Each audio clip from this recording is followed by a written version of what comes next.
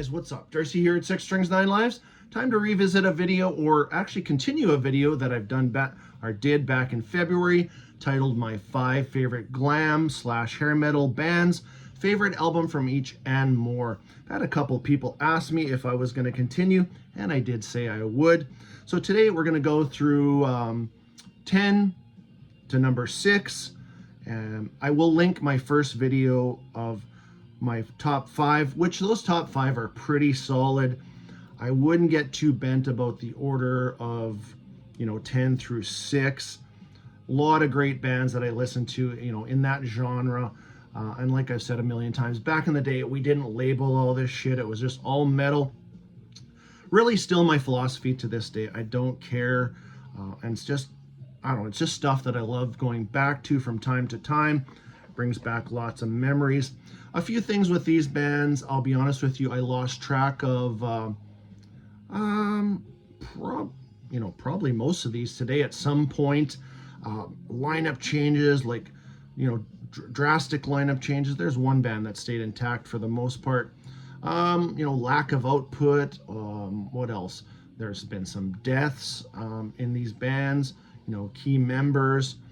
And one thing too, I'll reiterate, like I probably did say in the first video too, these all fall under the umbrella of glam / hair metal.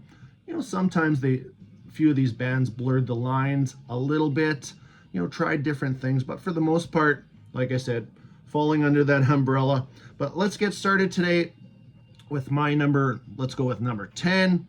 A band that out of their 13 albums, I only own 2. And I'll be honest with you, that's probably all I need. These were 2 really key albums. First one came out in 1989. This band captured me by the lead single called Sleeping My Day Away. DAD, these guys are from Denmark. No Fuel Left for the Pilgrims, absolutely fantastic album. And it is my favorite album from this band. I have sampled bits and pieces of their other material, but this was their first international release, where they tried to, capture, some popularity in North America, and they did. But just a great album overall. And I probably should, poke around some of their, especially they just had a new album, I think about a year ago. I should check that one out too, but solid top to bottom, great tracks. Like I said, Sleeping My Day Away, I never gets old, that track. Point of View, Rim of Hell, love that song. Girl Nation, Lords of Atlantis, Overmuch. Top to bottom, I would, if you somehow miss these guys, go check out this album. Released on Warner Brothers, 1989. And then the more part of this video is their follow-up album. And then after that, anyways, I'm going to show you their follow-up album, because you know what? If I broke it down, man, this would be 1A, 1B, because this is such a great album too. This is Risking It All. Released 2 years later, and then the last international release. And then I just kind of lost track of them. I think their next album was called You're Selfish or something like that, And I just, I just never went there. I don't know. I can't even remember the reason why. Probably distribution would be one of them. These were more readily available. But anyways, back to this album. What a great follow-up album. Probably my favorite DAD song is on here, called Laugh and a Half. Love that song. I Won't Cut My Hair, great track. Kind of a corny song title, but great track. And then another one of my favorites on this album is Making Fun of Money. So there is DAD at number 10. Let's work our way up. Work our way up. Number 9 is a band that probably only has about 9 albums. I own 4 of them, and really I probably could trim it down to 2 if I had to, because the 2 albums I'm going to show you are, to me, the classic lineup. And even at the time, this album I'm going to hold up, I thought it was their debut, but it wasn't. It was already their 3rd album, which if you're into this type of music, you already guessed, and you know this one. Big year, 1983, Quiet Riot, Metal Health. And like I said, this is the classic lineup. with Frankie Banali, Rudy Sarzo, Carlos Cavazzo, and Kevin DeBrow. Frankie, Kevin, may they rest in peace. But after Rudy left the band, well, we'll get to that. But this one hit me just perfect. And, you know, a lot of people around my age, I'll be 57 in December, right in your wheelhouse. 83, big year, 83, 84. But right from the minute I heard that boom, boom, boom, boom, boom, boom, boom, you know, anyways, yeah, Metal Health, what a great track. I'm not so much big on these, you know, Come On Feel the Noise is a great track. Probably at the time I had no idea it was even a cover song, but it's fine. But there is more to this album. And I said earlier about blurring the lines. You know, this isn't really a party album, really. You know, that, you know what I mean. Anyways, but there's other great tracks on here. Love's a Bitch is one of my personal favorites. And Run for Cover. Breathless, that's a great song. That is, you know, more on the, you know, kind of just metal side. And Let's Get Crazy, Thunderbird, another great track too. But coming after this a year later, and a few people were disappointed. So anyways, that is my favorite Quiet Riot album. I do own, like I said, I own 4 albums. So I got Quiet Riot 3, and then I got the self-titled when Kevin left the band. Some of the newer stuff, again, I've sampled bits and pieces, just never been compelled to go out and buy it.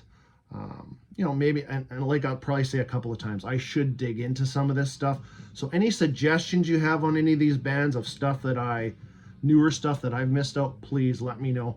So yeah, on to this one. People were not fully happy with, you know, the follow-up to Metal Health, but I was. I love this album. I think it's great. Now, I had said Metal Health was, you know, less of a party album. This was more, you know, loosey-goosey, more of a party atmosphere, and even, you know, a couple tracks like Party All Night, which I love. The guitar tone on this one, Carlos has nailed it. Sign of the Times leads off the album, which is one of my favorite tracks.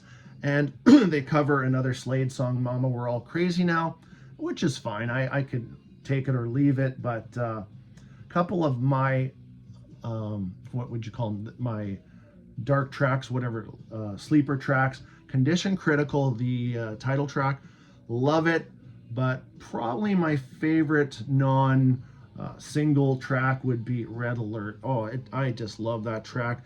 Great vocals. Everybody's firing on all cylinders on that track, even on this album. And there's the classic lineup. After that, Rudy left. Rudy Sarzo left, and Chuck Wright came in.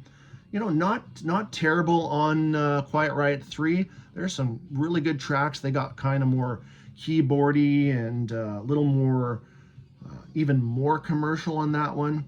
And then Kevin left after that, and then, you know, things kind of fell apart after that. I don't dislike that self-titled album. There's some good tracks on that too. But anyways, here's the, I have no problem with this album whatsoever. So what do we got? There is number 9, number 8, which did not make my top 5, but is definitely an important band to a degree, or there's a cutoff. That's what we'll say. But here is my favorite album from Skid Row. Still to this day, I love the debut. And this one falls perfectly under that umbrella. Yes, they got a little more serious, a little more heavy on Slave to the Grind, which I absolutely love that album too. But this one just had it all. Huge hits, 18 in Life, you know, Youth Gone Wild, I Remember You. You know, but every song on this album is good. There's everything. Here I Am that's another one of my personal favorites. You Don't Need a Crystal Ball. And great album. Just love that. Love the lyrics. Love the fun atmosphere of this album. And there's my favorite from Skid Row. Now, and I won't show you Slave to the Grind today. And I said there is a cutoff. So I think Skid Row has album 4, 5, and 6. Besides the new one they did with Eric Grunwald on vocals, I'm clueless to the other stuff. I wouldn't even know much about it, and I would definitely wouldn't bash it because I know dick all about it. So let me know if there's something. I think one's called RPM, or revolutions per minute. Is that something I still need to check out? But today I'm going to show you an album that a lot of people don't like at all, but I do. I'm not going to say I love it, but there is a lot on here that I do love. And some songs I don't. But here's Subhuman Race, 1995, produced by Bob Rock. And out of the first three, this is usually everybody's least favorite. I would say mine too, but what I just wanted to let you know, there is stuff on here that I really enjoy. For sure, Beat Yourself Blind, just heavy on that. There is, the production is really good on here. This is Skid Row trying to seek out that Bob Rock production that, came on albums, Metallica, Dr. Feelgood, other bands that Bob brought the best out of. But other tracks that I love on here, Frozen, great track too. Where is it? Medicine Jar, Fire Sign, My Enemy. The title track, Subhuman Race, great track too. But if you haven't popped this on in a while, give it another whirl. Sometimes, and you guys know this, sometimes it takes years for things to come back around. And when there's a lack of output from some of your, favorite 80s bands, it's cool to go back and check out these albums. And you know what? That is not as bad as I thought. It's not perfect by any means, but not as bad as I thought. And, I did get some enjoyment out of that one. So there's Skid Row coming in at number 8. Number 7. Yeah, number 6 and 7, it's tight, but actually no. I would say definitely this one. Number 7, a band that I discovered way back in 1986. Love their debut album. Would love to see a box set too of a period. Well, we'll talk about that in a second, but here is Poison. Look What the Cat Dragged In. This is, to this day, is still my favorite. If you want to call it a party album, whatever. But I listened to this, a million times back at 86. This one never left my car. I think I had 2 copies, one in my car, one in the house. But just a fun album for the hottest chicks. I'm just kidding, but yeah, the cover grabbed me, the music grabbed me, and actually the first single, Cry Tough, I think that was a video. I can't remember offhand, but I love that track. It might even be my favorite track on the album. It's less it's more on a serious note. I Want Action, I Won't Forget You. That's a fantastic ballad. Look What the Cat Dragged In. The huge hit, Talk Dirty to Me. And another one of my favorites too is Number 1 Bad Boy. I love that kind of chugs along, and just, like I said, great guitar playing on here, great vocals, and just, if you think glam hair metal, this is probably one of the very first bands that comes to your mind, and there's nothing wrong with that. It's it's always a fun listen. Then they followed that up with Open Up and Say Ah. I personally lost track of Poison after the Native Tongue album, which I would love some sort of, there's been a lot of box sets over the past 2 to 3 years, like Skid Row, Motley Crue, Dokken, what else? Rat box sets. I would love a first 4 Poison album box set. I would buy that, a vinyl box set. I'd buy that in a heartbeat. But they after that, like I said, Open Up and Say Ah. But here's the one I'm going to show you today, Flesh and Blood. I really enjoy this album too. The only thing I'll say about this is, you go from a 36-minute album to a 57-minute album. It kind of, you could easily trim off 10 minutes of this album and make it better. The first big hit on here, Unskinny Bop. Love the ballad, Something to Believe In. Ride the Wind is a great track. Fourth single was Life Goes On. But my favorite kind of deep track, and that's what I was trying to say earlier, deep track, is Valley of Lost Souls. Vocals are great, but yeah, I would go back, check this one out if you have not for a while. And I definitely enjoy Native Tongue too. That was a little more, even more serious. It was less of the party atmosphere type of thing, and so is this one. This is kind of a, you know, a 60-40 album type of thing. But I would just love to see a box set, and hopefully if you know any news or anything, put her down in the comments. I would grab that too, just like I would grab a box set of about the first 4 to 5 albums of this band, and which is my number 6. Almost made number 5, but again, I'll leave that link to that video and go check that out too if you want. But here is my favorite album from Warrant. This is Dog Eat Dog, 1992. This is, and you know, dirty, rotten, filthy, stinking rich. You know, cherry pie. I think this is just turned up on the seriousness, and it still has lots of attributes of those first 2 albums, which are both fantastic, by the way. Got those in my collection and have had them in my collection for years. But this one, Machine Gun, Bitter Pill, The Hole in My Wall, Inside Out, fantastic. And another one of my deep favorite tracks on here is, where is it? I'm trying to turn this, Bonfire, fantastic. Love that. And that Bonfire has that, you know, those gang type of vocals, that atmosphere from those first 2 albums for sure. But there's some serious stuff on here too, like Andy Warhol Was Right, things like that. You know, Sad Teresa to wrap up the album. But yeah, what a great album from Warrant. Jani Lane, may he rest in peace. What a great singer-songwriter. Just a great album from 1992. And, excuse me, after that, I'll be honest, I lost track of them. And the next album I'm going to show you here, I did not pick this up till years and years later. Within the past 1 or 2 years, actually, just by watching other people's videos and people saying, you know what, you got to go check this out. It's not as bad as people set out to, or for people saying that it is a shit album. Well, I wouldn't say this is either. It's definitely different, but 1995 brought us Warrant, Ultraphobic, couple lineup changes. I forget exactly which 2. One guitar player and I don't know if it was the bass player, but you know, Jani Lane intact here. Let me just see if there's a what does it say here?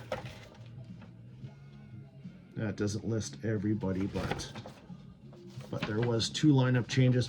So yeah, this is you know, it's definitely experimental in a few places. It's got some grungy moments, but I wouldn't say this grungy. As soon as you say the word grunge, people start thinking that it overpowers the album. It doesn't. Singles on this album: A Family Picnic, great track. Followed, what else? Stronger Now. But a few tracks that I'm going to suggest you check out. Number 1 is the title track, Ultraphobic. Love that track. It does almost start off like a little, like Nirvana type of, not quite the same guitar tone for sure, but man, it kicks in and it's a special song. It's really, really awesome. And then Ride number 2, check that one out. And then a slower one called Chameleon. But Ultraphobic, yeah, don't sleep on that one. But personally, after that, I don't know much about Warrant and their other lineups and things like that. And I've yet to check out their 5th album, Belly to Belly, which would have been the last one that Jani was on. Let me know if that one's worth checking out.